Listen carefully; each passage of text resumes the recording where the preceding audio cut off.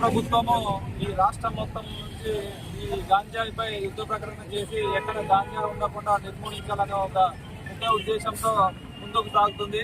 అందులో భాగంగా కూడా పోలీసు వాళ్ళైతేనేమి ఇంకా వేరే వేరే డిపార్ట్మెంట్ నుంచి ఈ యొక్క అవగాహన కార్యక్రమాలను చేపడుతున్నారు. అందులో మీరు ఒక భాగమై గంజాయిని నిర్మూలిద్దామని ముందుకు వచ్చినటువంటి ఎస్ఎఫ్ఐ, డివైఎఫ్ఐ వంటి ముఖ్య పార్టీలు ఇక్కడికి వచ్చి ఈ గుత్తి పట్టణంలో ఒక అవగాహన కార్యక్రమాన్ని చేపట్టడం చాలా సంతోషకరం.